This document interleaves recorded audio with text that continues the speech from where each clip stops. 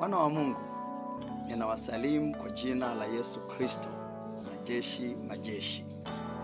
Mimi kwa majina ni Dr. Eric Shaw, katibu mkuu wa kanisa la Glory of Christ Tanzania au nyumba ya ufufuo na uzima. Kama tulivyokwisha kuwafahamisha kupitia mifumo yetu rasmi ya taarifa, mnamo tarehe 2 mwezi wa 6 mwaka huu 2025, serikali ilisitisha huduma ya kanisa letu. Idadi kubwa sana ya washirika wetu kote nchini wamekuwa wanaulizia kuhusu ibada ya kesho ya Jumapili. Kwa sababu hiyo, kwa niaba ya Baraza la Maaskofu wa Ufufuo na Uzima UEC, naomba kutoa maelekezo yafuatayo.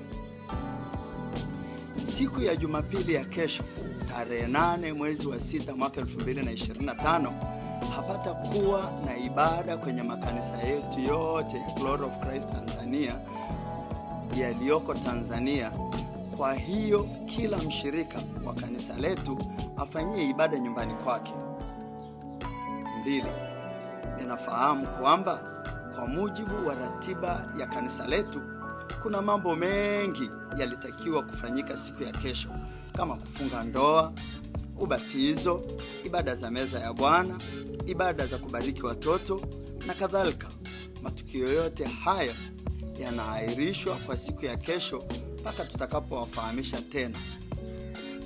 Namba 3, ninawaagiza maaskofu wa majimbo yetu makuu yote 8 ya Tanzania, maaskofu wa majimbo yote 33, waangalizi wa divisheni, makuhani wa sehemu, waamuzi wa maeneo na walawi wa vituo wa Tanzania kutekeleza maelekezo hayo hapo juu kwa bidii. Ninamwagiza pia mkuu wa utawala na fedha kuwafahamisha wakurugenzi wa utawala na fedha wa majimbo yetu yote na wakuu wa idara kusimamia utekelezaji wa agizo hili kwa bidii kwenye majimbo yao yote. Maelekezo haya yanahusu makanisa yetu yaliyo Tanzania. Makanisa yetu yaliyo nje ya nchi yaendelee na taratibu zake kama zilivyopangwa.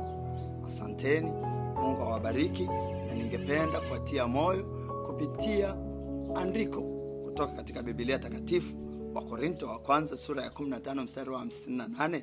Maandiko matakatifu yanasema, ndugu zangu wapendwa, muimarike, msitikisike, mkazidi sana kutenda kazi ya Bwana siku zote, kwa kuwa mwajua ya kwamba taabu yenu sio bure katika Bwana. Asanteni, naomba maagizo hayo yazingatiwe kwa bidii. Amen.